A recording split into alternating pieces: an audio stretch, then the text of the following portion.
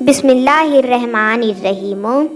اللہ تبارک و تعالیٰ قرآن پاک کی سورہ العمران میں ارشاد فرماتا ہے، اور بے شک اللہ تبارک و تعالیٰ کا پہلا گھر جو لوگوں کے لیے مقرر کیا گیا وہ مکہ میں ہے، جو تمام دنیا کے لیے برکت والا اور ہدایت والا ہے۔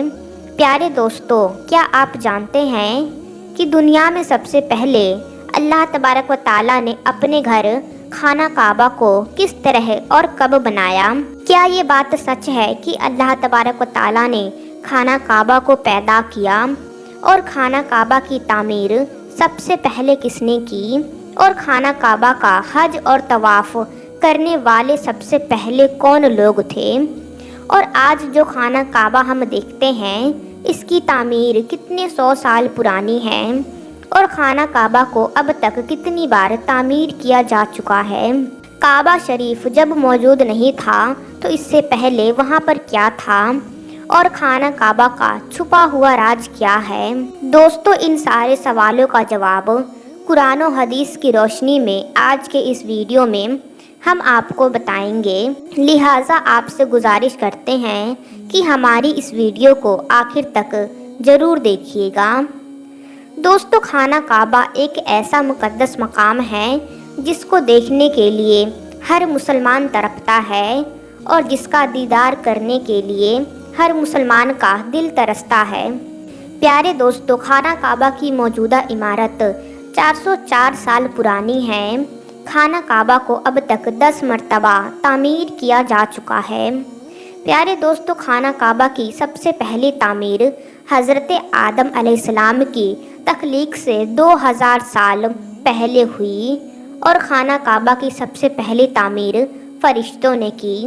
جس طرح کی تفسیر قرطبی میں لکھا ہے کہ جب اللہ تبارک و تعالیٰ سے فرشتوں نے کہا کہ انسان تو پیدا ہونے کے بعد زمین میں لڑائی جھگڑے کرے گا اور بہت خون ریزی ہوگی، جس پر اللہ نے فرمایا کہ جو کچھ میں جانتا ہوں وہ تم نہیں جانتے، تو فرشتے یہ سوچنے لگے کہ اللہ تبارک و تعالیٰ ہم سے ناراض ہو گیا ہے۔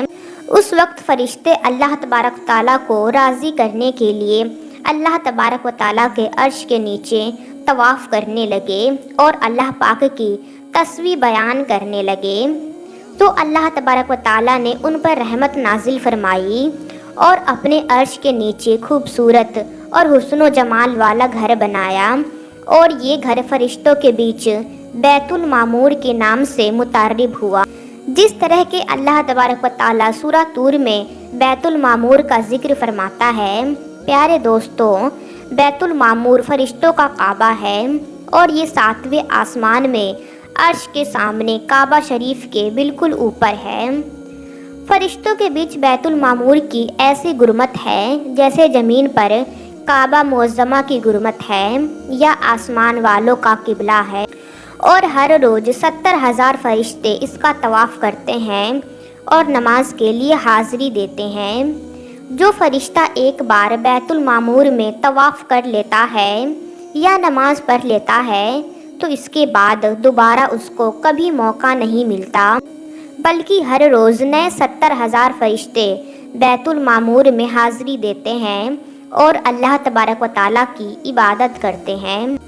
بخاری اور مسلم شریف کی حدیث ہے کہ حضور پاک صلی اللہ تعالیٰ علیہ وسلم کو بھی بیت المعمور دکھایا گیا۔ پیارے دوستو، سب سے پہلے اللہ تبارک و تعالیٰ نے فرشتوں کے لیے کعبہ بنایا جس کو بیت المعمور کہا جاتا ہے۔ اس کے بعد اللہ تبارک و تعالیٰ نے فرشتوں کو حکم دیا کہ زمین پر بھی اس بیت المعمور کی عمارت میرا گھر بناؤ، تاکہ جس طرح فرشتے بیت المعمور کا طواف کرتے ہیں اسی طرح زمین پر میرے بندے اس گھر کا طواف کرے اور میری عبادت کرے۔ چنانچہ فرشتوں نے اللہ تبارک و تعالیٰ کے حکم کی تعمیل کرتے ہوئے سب سے پہلے زمین پر بیت اللہ شریف کی تعمیر کی اور اس کا طواف شروع کیا، اور فرشتوں نے ہی سب سے پہلے خانہ کعبہ کا حج کیا۔ پیارے دوستو، خانہ کعبہ کی دوسری تعمیر اس وقت ہوئی جب اللہ تبارک و تعالیٰ نے حضرت آدم علیہ السلام کو تخلیق کرنے کے بعد زمین پر اتارا۔ اس طرح جب حضرت آدم علیہ السلام جنت سے زمین پر تشریف لائے تو حضرت آدم علیہ السلام نے اللہ تبارک و تعالیٰ کی بارگاہ میں عرض کی، یا رب العالمین، میں یہاں نہ تو ملائکہ کی تسبیح تکبیر سن سکتا ہوں اور نہ ہی کوئی عبادت گاہ دیکھتا ہوں، جیسا کہ آسمان میں بیت المعمور کو دیکھا کرتا تھا جس کے ارد گرد فرشتے طواف کیا کرتے تھے۔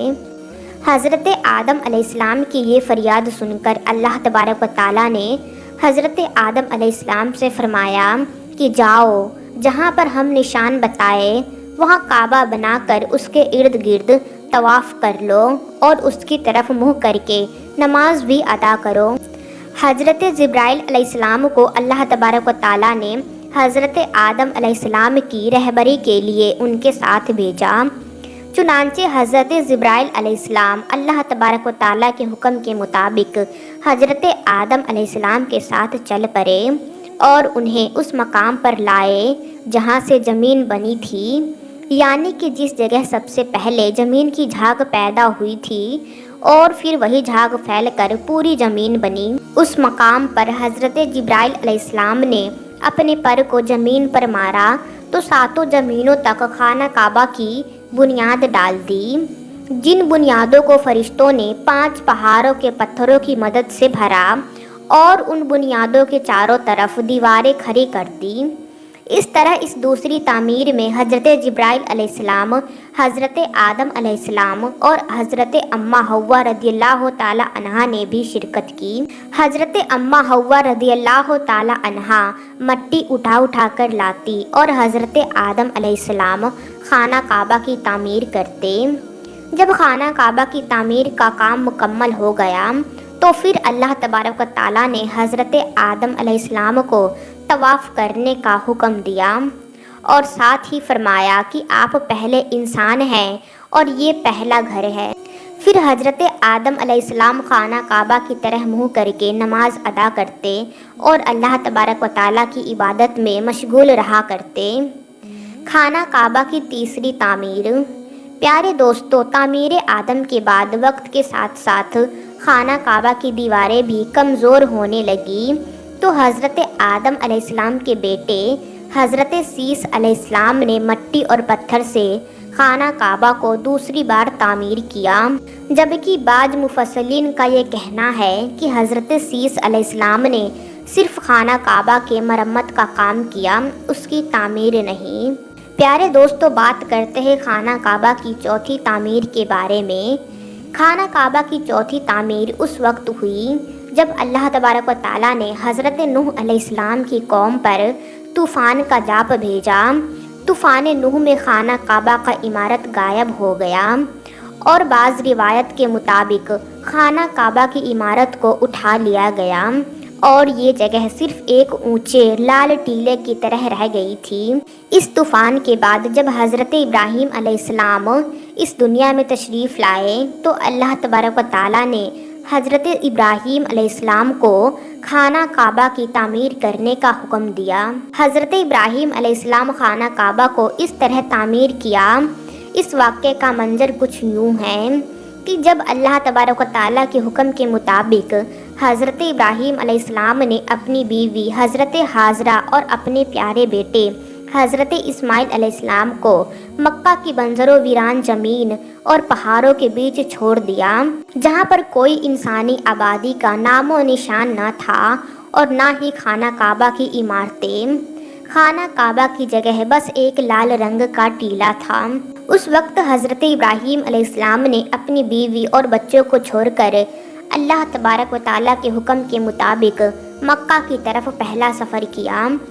اس کے بعد جب دوسری دفعہ حضرت ابراہیم علیہ السلام اپنے خاندان سے ملنے کے لیے فلسطین سے مکہ آئے تو تب حضرت اسماعیل علیہ السلام کی قربانی کا واقعہ پیش آیا، اور تیسری بار جب حضرت ابراہیم علیہ السلام مکہ میں تشریف لائے تو حضرت اسماعیل علیہ السلام کی شادی ہوئی اور اس وقت حضرت حاجرہ رضی اللہ تعالی عنہا کا انتقال ہو چکا تھا۔ چوتھی مرتبہ جب حضرت ابراہیم علیہ السلام مکہ میں تشریف لائے تو آپ کی ملاقات آپ کے بیٹے حضرت اسماعیل علیہ السلام سے نہ ہوئی۔ پھر 5ویں مرتبہ جب حضرت ابراہیم علیہ السلام مکہ میں تشریف لائے تو اس وقت اللہ تبارک و تعالیٰ نے حضرت ابراہیم علیہ السلام کو بیت اللہ کی تعمیر کرنے کا حکم دیا۔ حضرت ابراہیم علیہ السلام نے حضرت اسماعیل علیہ السلام سے فرمایا کہ میرے بیٹے، اللہ تبارک و تعالیٰ نے مجھے حکم دیا ہے کہ میں اس گھر کی تعمیر کروں۔ تو حضرت اسماعیل علیہ السلام نے عرض کیا کہ ضرور کیجئے، میں خدمت کے لیے حاضر ہوں۔ چنانچہ ایک روایت کے مطابق خانہ کعبہ کی بنیادوں کی نشاندہی حضرت جبرائیل علیہ السلام نے کی۔ اس پر حضرت ابراہیم علیہ السلام اور حضرت اسماعیل علیہ السلام نے تعمیر کا کام شروع کیا۔ جب کھدائی شروع ہوئی تو پرانی بنیادیں ظاہر ہونے لگی جن پر حضرت آدم علیہ السلام نے بیت اللہ شریف کی تعمیر کی تھی۔ حضرت آدم علیہ السلام کی بنیادوں کے ظاہر ہونے کے بعد خانہ کعبہ کی تعمیر شروع ہوئی۔ حضرت ابراہیم علیہ السلام اپنے اس بڑھاپے میں ایک کاریگر اور حضرت اسماعیل علیہ السلام اور ایک مزدور کی حیثیت سے خانہ کعبہ کی تعمیر کرنے لگے۔ حضرت جبرائیل علیہ السلام پہاڑوں سے پتھر اٹھا کر لاتے اور حضرت ابراہیم علیہ السلام کعبے میں لگاتے۔ پھر حضرت جبرائیل علیہ السلام کی نشاندہی سے جبل ابو القبیس کے کنویں سے 2 پتھر ملے۔ حضرت ابراہیم علیہ السلام ان پتھروں کو اٹھا کر لائے۔ ان میں سے ایک پتھر حجر اسود تھا اور دوسرا پتھر مقام ابراہیم کے نام سے مشہور ہوا۔ پیارے دوستو، مکہ میں ابراہیم وہ مشہور پتھر ہے جس پر کھڑے ہو کر حضرت ابراہیم علیہ السلام نے کعبہ کی دیواریں بلند کی۔ جیسے جیسے خانہ کعبہ کی دیواریں بلند ہوتی جاتی ویسے ویسے یہ پتھر بھی ہوا میں بلند ہوتا جاتا۔ پیارے دوستو، نبی کریم صلی اللہ تعالیٰ علیہ وسلم نے ارشاد فرمایا کہ حجر اسود جب جنت سے اتارا گیا تو دودھ سے بھی زیادہ سفید تھا، پھر انسانوں کے گناہ نے اسے کالا کر دیا۔ اور ایک روایت کے مطابق نبی کریم صلی اللہ تعالیٰ علیہ وسلم نے ارشاد فرمایا، حجر اسود اور مقام ابراہیم جنت کے یاقوتوں میں سے 2 یاقوت ہے۔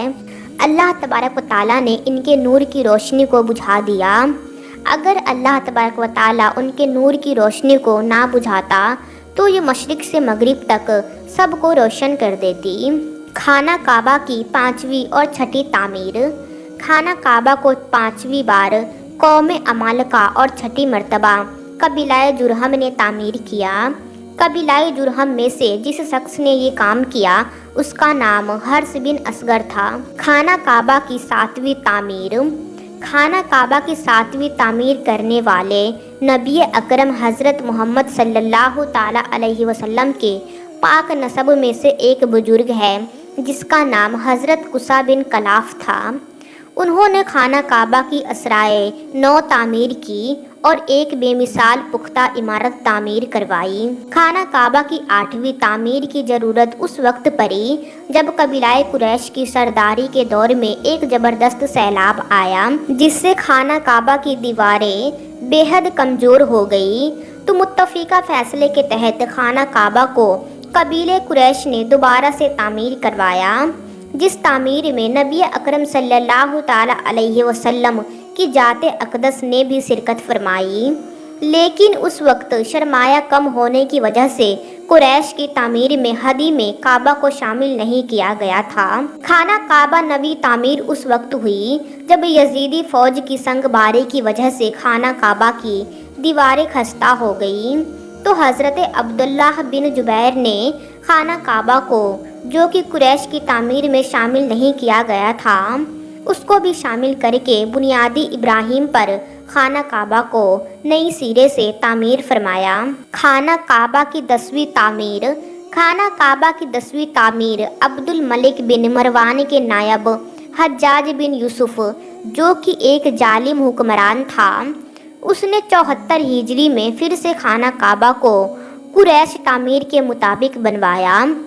اس کے دور کے بعد جب خلیفہ ہارون مسند پر بیٹھا تو اس نے خانہ کعبہ کو منہدم کرنے کا فیصلہ کیا، اور حضرت عبداللہ بن جبیر کی تعمیر کے مطابق خانہ کعبہ کو تعمیر کرنا چاہا، لیکن امام ابو یوسف نے یہ کہہ کر اسے روک دیا کہ اگر یہی طریقہ رہا تو پھر ہر آنے والا حکمران اپنی شہرت کے لیے خانہ کعبہ کو گرا کر نئی تعمیر کروائے گا، اور اس طرح لوگوں کے دلوں میں اس گھر کی عظمت کم ہوتی جائے گی۔ پھر 1040 ہجری میں سلطنت عثمانیہ کے سلطان مراد بن احمد خان شاہی نے حجر اسود والے رکن کے علاوہ ساری عمارت کی بنیاد کو بنیاد حجاج کے موافق تعمیر کروایا۔ اس تعمیر کا کام 6 ماہ کے اندر مکمل ہوا۔ اس میں خانہ کعبہ کے اندر سنگ مرمر کا پتھر لگوایا اور نہایت خوبصورت چھت بنائی، اور باہر کی دیواریں سنگ کھارا سے چنی گئی، اور نہایت نفیس اور روشنی سیاہ رنگ کا پردہ خانہ کعبہ پر ڈال دیا، جس پر کلمہ طیبہ تحریر تھا اور سنہری لفظوں میں سلطان کا نام بھی لکھا ہوا تھا۔ اس طرح عثمانیہ سلطنت کی تعمیر کے بعد شاہ فہد بن عبد العزیز نے سن 1417 کو بیت اللہ شریف کی تصدیق کا کام شروع کیا۔ لہٰذا اس طرح خانہ کعبہ کی موجودہ عمارت کم و بیش 404 سال پرانی ہے، کیونکہ یہ عمارت 1040 ہجری میں بنی اور اب 1444 ہجری ہے۔ اللہ تبارک و تعالیٰ سے دعا ہے کہ اللہ تبارک و تعالیٰ اپنے بیت اللہ شریف کی بار بار زیارت نصیب فرمائے اور حج بیت اللہ کی شہادت نصیب فرمائے، آمین یا رب العالمین۔